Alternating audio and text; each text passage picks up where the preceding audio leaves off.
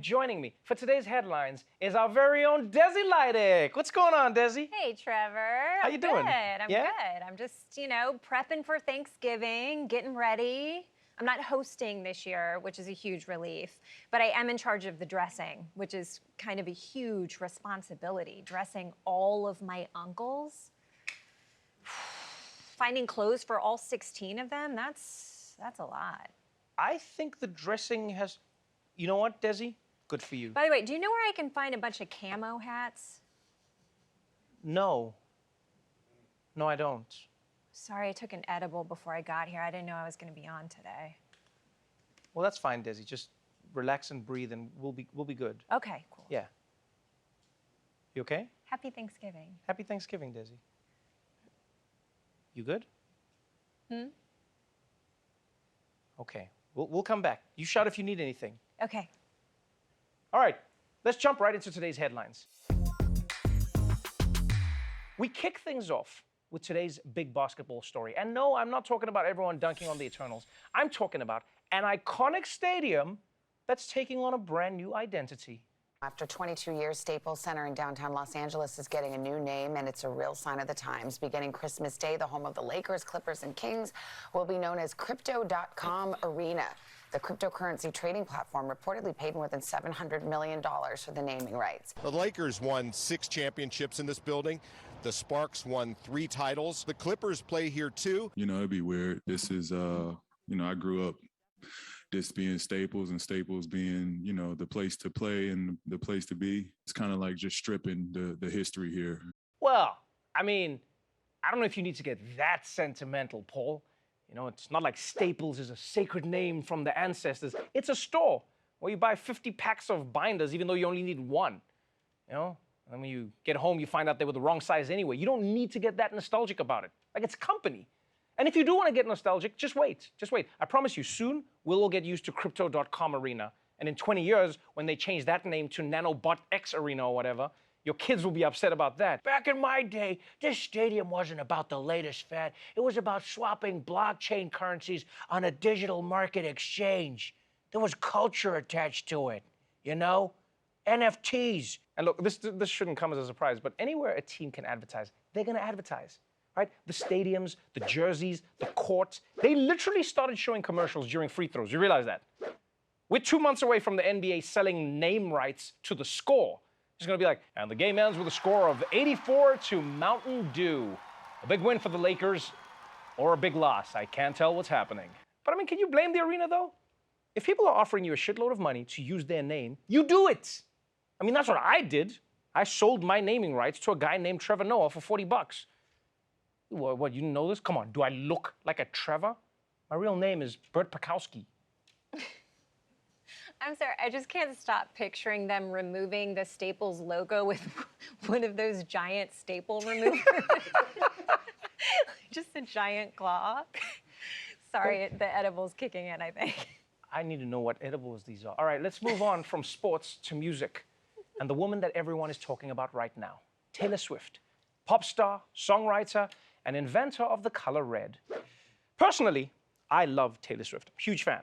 Really nothing bad to say about her. But even if I had something bad to say about her, I wouldn't say it. Because Taylor Swift's fans are super protective of her. Like they're like one of those old-fashioned dads with a shotgun who doesn't want you to marry his daughter because he wants to marry her. You see, Taylor Swift has been re-recording all of her old albums, which means people are re-listening to all of her old songs about her famous exes and then getting mad at those exes all over again on her behalf. And while Taylor may be content to address her old boyfriends with heartfelt lyrics and songs that are, again, I want to stress this, perfect in every way, some of her fans are a lot less subtle. This is going a little too far.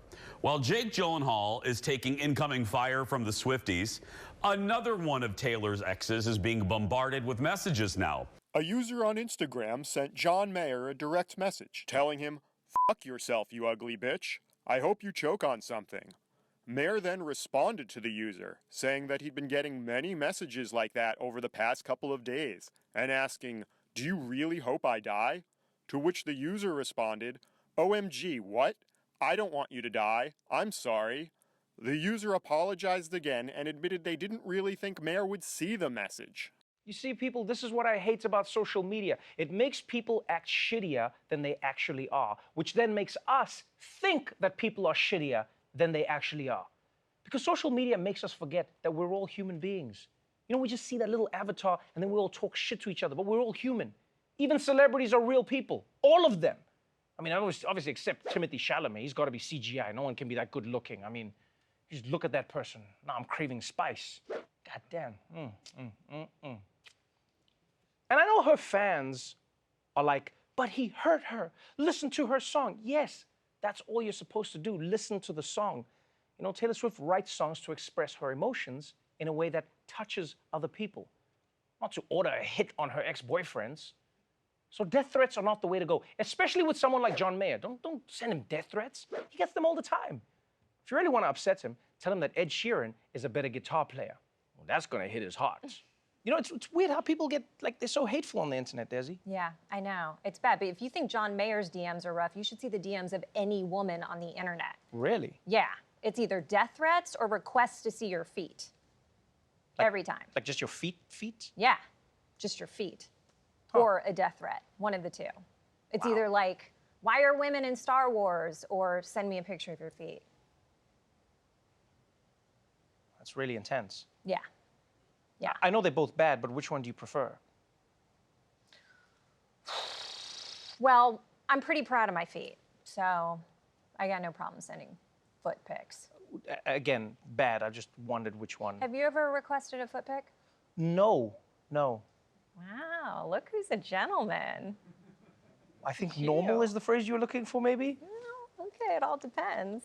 Yeah. No, but to be totally fair, it is completely inappropriate for anyone to send a death threat on the internet. Okay. It's not cool. I agree. You got to do it the old school way. You know, you got to like cut out from a magazine. This is the real way to do it. That is better than a DM? Yeah. Still not good. Yeah. I always have this with me, just in case. I don't even know who it's for, but it takes so long to do it that I figure by the time I'm done, I'll figure it out. I'll be pissed at somebody. By the way, you're out of glue. Yeah. And all my magazines have been destroyed. Thank you, Desi. Yeah, no, this is from your book cover. Oh. Well, thank you. I thought you wanted it signed because you wanted to read it. You wrote that book?